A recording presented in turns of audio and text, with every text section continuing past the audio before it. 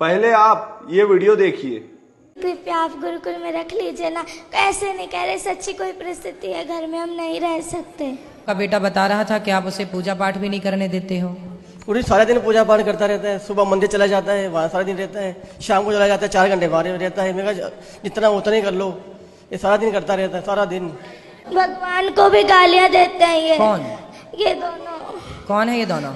माता पिता। आपके माता पिता संतों को गालियां देते हैं? हाँ, भगवान को भी देते हैं। भगवान को भी क्यों गाली देते हो?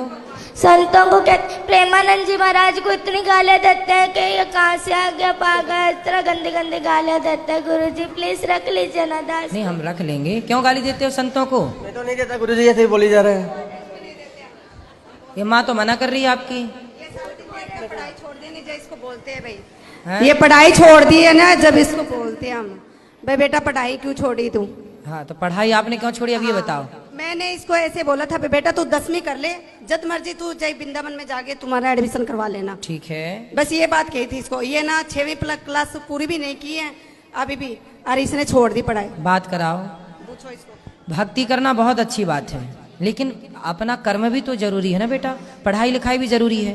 पहले पढ़ाई लिखाई कर लो और पढ़ते लिखते फिर भगवान का चिंतन भी बना रहे। गुरुजी आपने कल कथा में कहा था कि एक बार सबको दो 3 बार सबको मौका दो। हमने बहुत बार इनको मौका दिया, फिर आपने कहा था उसका परित्याग कर दो। इसलिए दास ने ये निश्चय लिया था कि दोनों बहुत ऐसे। माँ बाप को त्यागा नहीं जाता, माँ बाप को त्यागा नहीं जाता बेटा। ऐसे माँ बाप भी तो होने चाहिए ना जिनके ऐसा थोड़ा। तो ये माँ बाप अच्छे नहीं है? ये ना संतों दास को जो मर्जी कह दो, पर संतों को कुछ ना कहो। वाह, बच्चों को गुरुजी पढ़ने के घर लिए। में मांस मदिरा खाते, तकलीफ तो आपकी होती माँ है भी ना। मांस खाती है? तो सब खाते हैं घर में सारे। पूरा पूरा पूरा घर बदबू बदबू से हो जाता है। पूरे घर में बदबू लाते हैं। कहीं कहीं उसका सिर पकाते हैं, कभी उसके हाथ पकाते हैं। बहुत कष्ट होता है दास को। देखो बच्चा रो रहा है और तो मुर्गी खा रही हो मैया। प्लीज गुरुजी रख लीजिए ना दास। रख लेंगे बेटा। अभी रख लीजिए ना please। ठीक है, अभी रख लेते हैं। ठीक है, ठीक है, अभी रख लेते हैं। तो मैया मांस क्यों खाती हो इतना ज्यादा कि बच्चे देखे? देखिए बच्चों के देखो इतने। आप लोग ना जो हत्या करते हैं, बच्चे कोमल होते हैं, बच्चे किसी का दर्द समझते हैं। आप लोग बताइए, बड़े होके किसी का दर्द नहीं समझ रहे हैं। माइक दीजिए पीछे। मांस खाने वाली मैया से बात कराओ। मैया खड़ी हो जाओ। हाँ जी। क्यों इतना मांस खाती हो कि बच्चे देखिए कितना उनको मन में कितना बैठा हुआ है डर। गुरुजी क्या करे, घर में जो खाते हैं सभी खाते अरे तो हैं। सास ससुर भी खाते हैं। अब ये जो है घर में स्थिति है वही चलेगी। तो सब मूर्ख हैं तो तुम भी मूर्ख रहोगे। गुरुजी ये कहते हैं कि है ना नरक भोगना तो भोग लूंगी, पर मैं मांस खा के रहूंगी। पर ये है कि है ना, ये कहते हैं कि है ना तू जो मर्जी कर लेंगे, जो मर्जी मुझे कहते मैं खाऊंगी, तू क्या कर लेगा? तेरा जिस मर्जी के पास ले जा, पर मैं तुझे कहीं मैं छोड़ूंगी नहीं कभी। इसलिए गुरुजी, इसलिए दास ये पूरा रात को दारुआं पी पी के आते हैं। बहुत पूरा कमरा बाजता है। 3 कमरे हैं ना घर में, 2 ही कमरे। इस कमरे में दादाजी पीते हैं, इस कमरे में ये, तो बहुत गंदा लगता है। एक कमरे में दादाजी पीते हैं, एक कमरे में पिताजी पीते हैं। हाँ। अब कैसे कोई भगवान का नाम जप ले? तकलीफ तो बदबू वाले पूरा हो जाता है। अब दादाजी तो कुछ देर बाद टपक ही जाएंगे। तो आप लोग तो अभी हो, तो आप लोग क्यों पी रहे हो शराब? बच्चे को जब पसंद नहीं है तो बच्चे की खुशी के लिए। दास भक्त नामा वाले सुनता है तो भक्तों को गालियां देते हैं। ये क्या लगा लिया है? ये बहुत गंदी गंदी गालियां देते। दास से बर्दाश्त नहीं होता।